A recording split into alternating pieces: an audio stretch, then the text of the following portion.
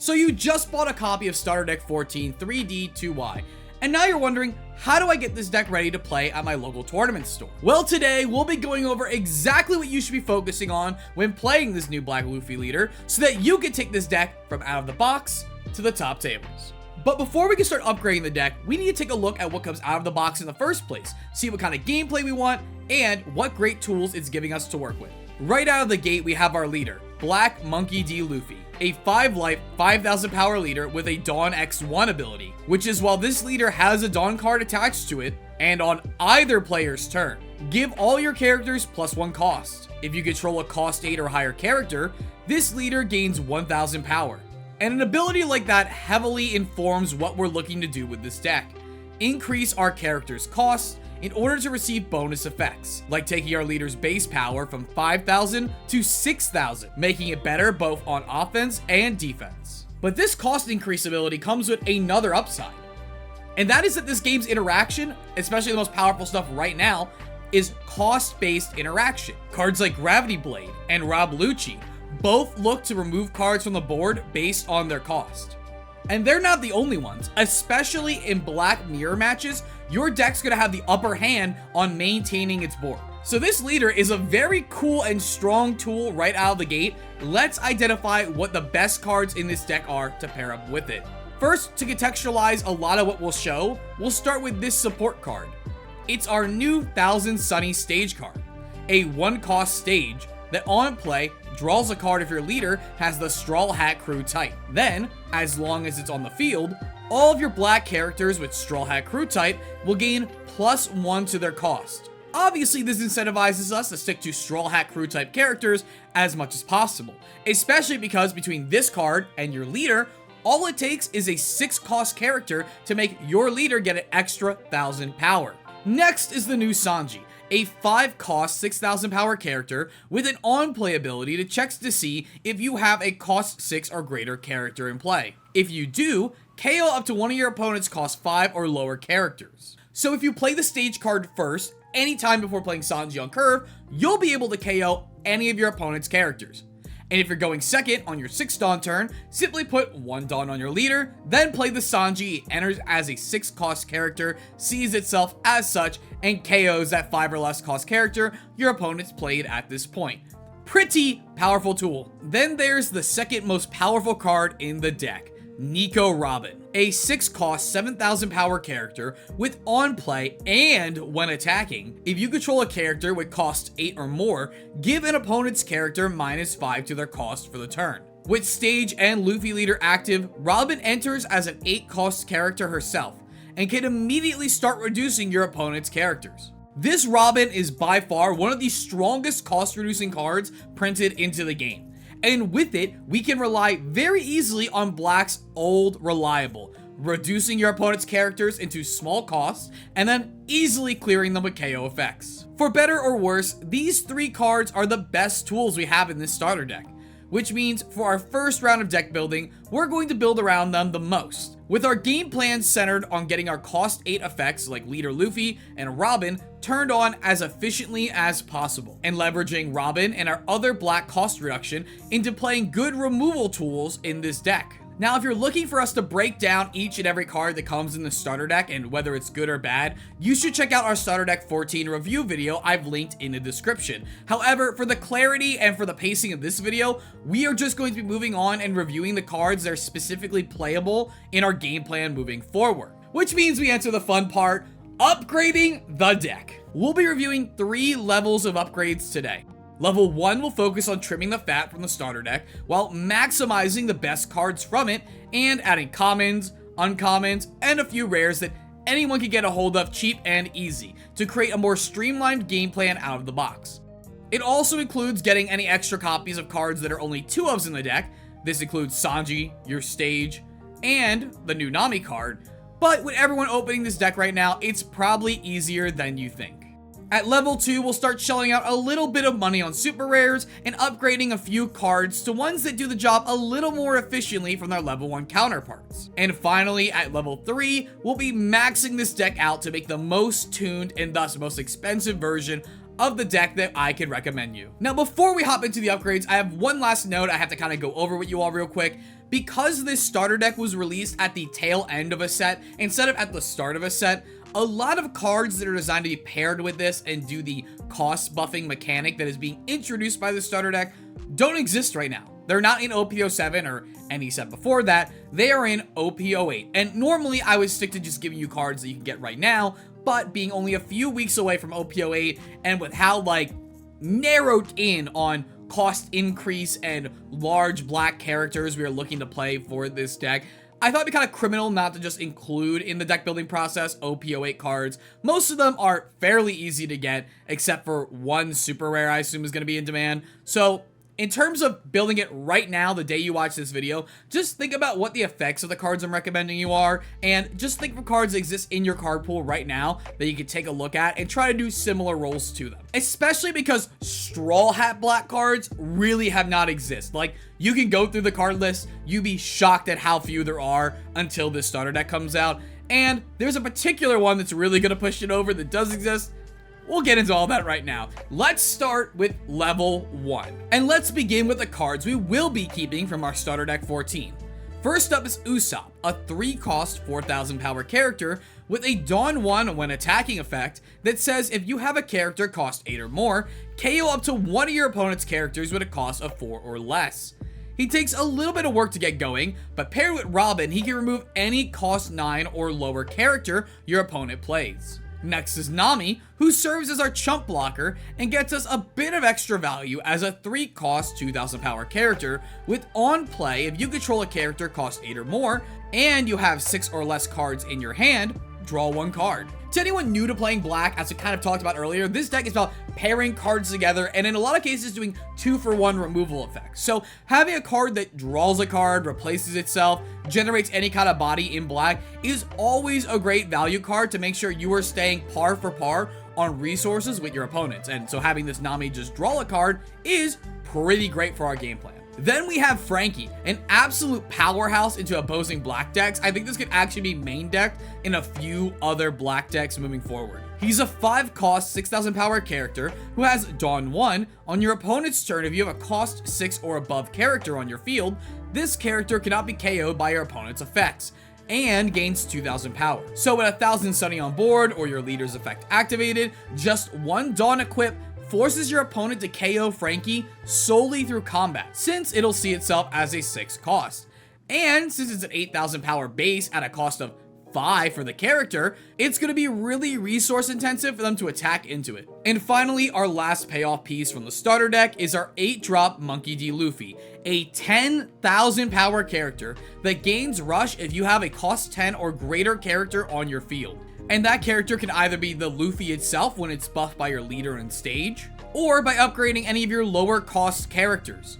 And at 8 cost and 10,000 power, this card will absolutely slam into your opponent's board the turn you rush it in, while being very hard to remove on their turn, whether through combat, cost reduction removal, or power reduction removal. And while we're done going through the payoffs, there are some really nice utility cards we have to go over. Starting with our cost 3 Jinbei, a 4,000 power character would activate main once per turn, give up to one of your black characters with a Straw Hat Crew type, plus 2 cost until the end of your opponent's next turn, which can help you utilize your Usopp or Robin even quicker than normal. Notably, this Jinbei isn't a Straw Hat himself, since this is pre-time skip Jinbei, so remember that when it comes to your other card effects, that you can't really rely on buffing this specific character up to 8 very easily. Then we have Heredas, a 1-cost 0 power character with 2,000 counter, who has activate main, rest this character, and give up to one of your black Straw Hat characters plus 2 to its cost until the end of your opponent's next turn. After this, if you control a cost 8 or higher character, draw 1 card and trash 1 from your hand. Another great way to accelerate the growth of your character's cost, and gives you some card selection with that draw 1, trash 1, also serving as a 2k counter in hand for a nice defensive pick. And then finally, we have our one additional event from the starter deck that I think you should play in I Have My Crew. A 1-cost main event that lets you draw 1 card, then gives up to one of your characters plus 3 costs until the end of your opponent's next turn, allowing you to cheaply and instantly increase the cost of your characters while also digging into your deck further by drawing a card. And at this point, if you haven't heard me name a card from your starter deck 14, I'm recommending it gets cut from the level 1 version of the deck. But there's one thing we tell everyone when they're watching any of our videos. If something we recommend to you doesn't sound fun, ignore it. Literally, you should be having fun above everything else. So if that means playing cards we're not recommending, play them. Try to take all the advice that you think doesn't get in the way of fun and incorporate it into your game plan, your deck building, your strategy, so that you can have the strongest version and the most best version of what you find fun. But otherwise, if I tell you to cut your Tony Chopper and you're a big Tony Chopper fan, play the Tony Chopper, guys. It's that easy. But now we get to the fun part of what are we adding in from the expanded games card pool. Starting with monkey.d.Luffy from OPTCG, a cost 5, 6,000 power character that has on attacking, trash up to one of your opponent's characters with a cost of 2 or less. Then, place any number of character cards with a cost of 4 or more from your trash on the bottom of your deck in any order. This character gains 1,000 power during this turn for every 3 cards you placed on the bottom of your deck. This card serves as a more aggressive version of your Usopp to pair with him. A really powerful card that can chew through an opponent's board. And thanks to its ability trashing the card instead of KOing it, you'll be able to get around plenty of board protection effects like 5-cost Blocker Sabo, or get around triggering the KO effects of cards like 5-cost Magellan. This is by far one of the most powerful character cards we are adding to the deck on level 1, so as we recommend more cards, and when you're playing with the deck, try to think about ways you can play around this Luffy in particular. Next, we'll be moving on to a black staple, Suru from OPO2, a 1-cost 0-power character with 2,000 counter power and an on-play ability to reduce a character's cost by 2, setting up your Luffy, Usopp, and Sanjis. But if you're looking for more KO tools, we have 2 great additions from OPO8. First is Jinbei, a 5-cost 6k power character with the same effect as your 3-cost Usopp, KOing a 4-cost character when it attacks and has a Dawn, as long as you control a cost 8 or higher character. And unlike our starter deck Jinbei, he is a Straw Hat Pirate to help pair with a live your cost increase, becoming the 8-cost character himself fairly easily. Plus, the higher power body makes it a lot harder for your opponents to remove from the board. And then there's Who's Who, a 5-cost 5,000 power character that also has 2,000 counter. He has an on-play ability to discard a card and KO an opponent's character with cost 3 or less. But he also has Trigger, KO up to one of your opponent's character costs 3 or less without discarding a card. Finally, we'll be adding a couple new events. OPO2's Ice Age, a 1-cost main event that allows you to quickly and cheaply reduce an opponent's character cost by 5, allowing most of the cards in your deck to easily KO up to 9-cost characters. And finally, OPO3's 6 King Pistol, a 0-cost counter event that lets you trash 1 card in your hand and add 3,000 counter power when defending from an attack. Plus trigger, draw 1 card, then KO one of your opponent's characters with a cost of 1 or less. It's a pretty important linchpin when we're running so many non-counter cards in this deck. And after all is said and done, this is what we'll be looking at for our level 1 deck. Feel free to mix and match some of the ratios, but this is what I'd personally recommend. But now it's time to take it up a notch. Level 2, baby. One big disclaimer here. Normally, I would stick to the cheaper stuff when it comes to level 2, trying not to be spending more than a couple of bucks per card. However, because of the limited black card Straw Hat pool that there exists, and the fact that this one specific card is such a powerhouse with the game plan we're going to be doing, I'm going to be recommending one little bit of a pricey card in this part of deck building. You could absolutely just not play him. I would just say keep your Usopps in the deck, which we're cutting for him if not, but I would be criminal to not recommend our first level 2 card, EBO1's 3-cost Brook, a 4,000 power Straw Hat character with on play and when attacking, give up to one of your opponent's characters cost -1 for the turn. Then KO up to one of your opponent's 0-cost characters. He does everything Usopp does, but does it on enter the battlefield, and when attacking, doesn't require a Dawn to do the attacking trigger, as well as not requiring a cost 8 character. Now you're giving up the wider target range of a 4-cost or lower, but with the heavy reduction of cards like Ice Age and Robin, it really shouldn't be a problem to get your opponent's characters you really care about down to 1 cost. Also on curve, you're usually going to have a 1 cost to hit, and you're going to get rid of those like nasty little dudes that come in swinging late with your extra Dawn on you, so yeah, I can't recommend Brook enough. especially when we're also adding EBO1's Laboon, a 4-cost 5,000 power character with activate main, rest this character, and give up to one of your opponent's characters -4 costs for this turn. Laboon is such a great flex card in the deck. He lets us attack leader as a normal 4/5, he can be activated to reduce the cost by 4 the turn he comes into play, he can be repeatedly cost reducing turn over turn, over and over, as long as your opponent doesn't KO him through combat or use a removal spell on him.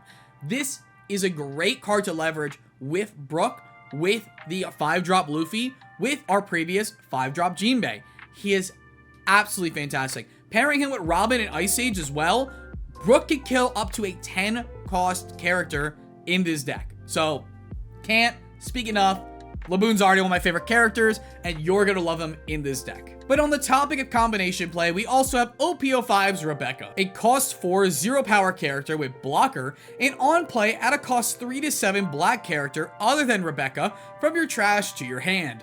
Then play 1 cost 3 or less black character from your hand to the field rested. In our deck, Rebecca can recur 2k counters to use like Who's Who, buy back your removal pieces like Brook, Sanji, and Luffy, or your reducer pieces like a Laboon and Robin. And most importantly, it can full combo with the 3-cost Brook, getting him back from the trash after your opponent attacks him while rested, and immediately playing him to remove something with his on-play ability. She's a really good piece to center your deck around. You can also just play from your hand off the play ability a Suru to reduce something if you already have a Brook or a 5-cost Luffy on your board.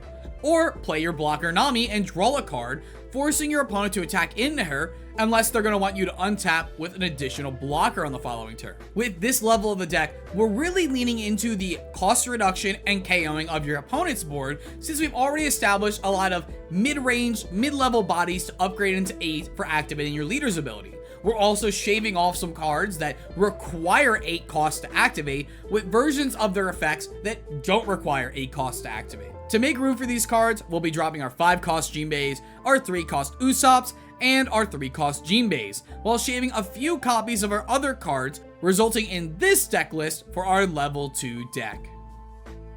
Which brings us to level 3.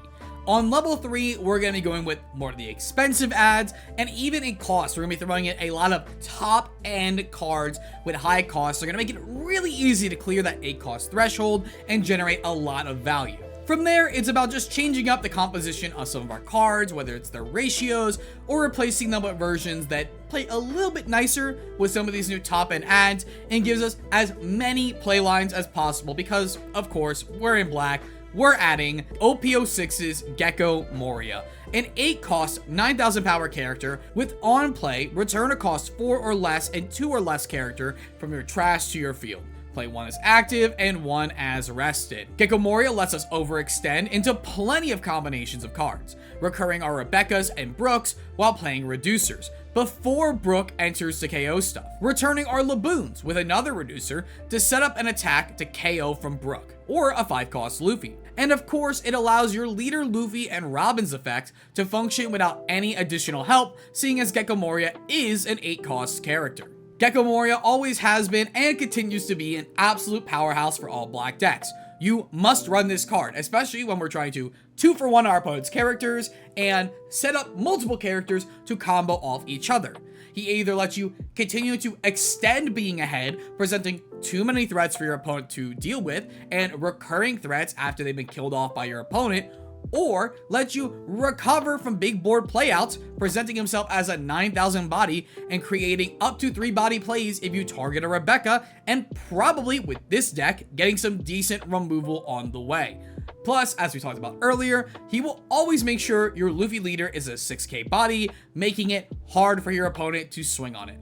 To make sure Moria plays at its most powerful, we're adding a few copies of cards like OPO5's Toy Soldier and Starter Deck 6's Helmeppo. 2-cost characters who each reduce an opponent's character by 3, the first as an activate main ability that involves trashing the card, and the second when it's on play. We'll also be splitting off some of our Laboons to include OPO2's Kuzan, a 4-cost 5,000 power character which reduces a character by 4 when it attacks, but also draws a card when it comes into play. So it allows you to keep your resources up to resolve your combination plays or dig for the specific pieces you need. So when you resolve a Moria more proactively, you can grab Kuzan and draw a card replacing the Moria you played from hand. But I promised big boys, not just one big boy, and so the newest big boy from OP08 should come as quite a great tool for you. It's the new OP08 Jack, a 7 cost, 8,000 power character that has +4 cost while it's on the board, making it an 11 cost body, and an activate main ability saying you may rest this card. Draw 1 card, then trash 1 card from your hand. Then KO up to one of your opponent's cost 3 or lower characters. Jack is an absolute beast in this deck. Like Moria, he turns on Robin and your leader really easily, and as an 11 cost unit is super hard for opposing decks to remove via cost. Even his power makes it hard via combat. 8,000 is a big chunk in this game. Plus, he has built-in removal to pair with your reducers like Laboon and Robin. He also lets you draw this card to set up cards in your trash for Moria, Rebecca, and other trash plays like your 5-cost Luffy, and dig for your outs you need in the deck. But, again, this card pairs so well with Robin. You play Jack into Robin or Robin into Jack, and no matter what sequence you're doing, you are getting crazy value and removing up to 8 cost worth of character from the board.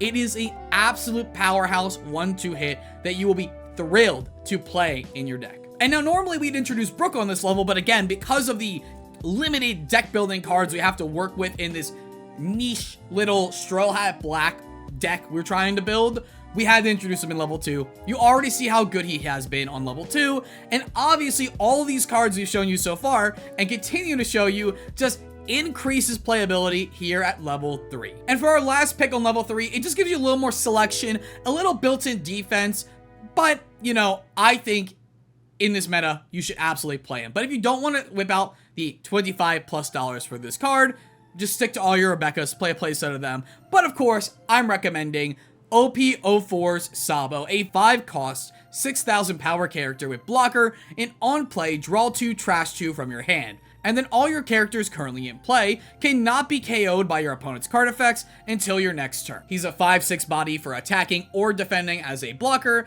He gives all your characters in the early mid-game protection from KO, so Black decks and Lucci combos aren't destroying your early board when you're trying to set up. He draws you 2 to dig for the combo pieces you need, and lets you pitch 2 to get ready for Rebecca's and Moria's, or if your hand is all good cards, you pitch the most Rebecca-able, most Moria-able card into your yard, and then you just get it back later. It's like it's still in your hand. The price tag on this card is a lot, and so if money is a factor, like I said, just keep to a playset of Rebecca's. I'm just recommending 2 or 3 in this deck personally.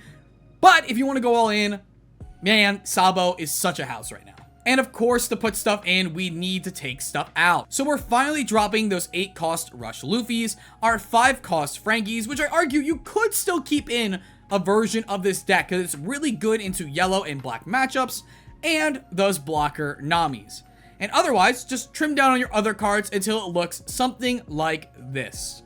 And that, ladies and gentlemen, is our Starter Deck 14 3D2Y upgrade guide. Now, if you want to see some gameplay with this deck, there will be a members-only stream and VOD up on the channel the night this video goes live to public. And of course, members always get access to our videos up to 2 weeks early for helping support us in making more great content for you guys. But let me know in the comments what you guys are most excited to do with your new Black Luffy leader and this deck. Let me know in the comment section down below if you have any questions, or tell me what cards you're most excited to play. And as always, subscribe for more great One Piece content.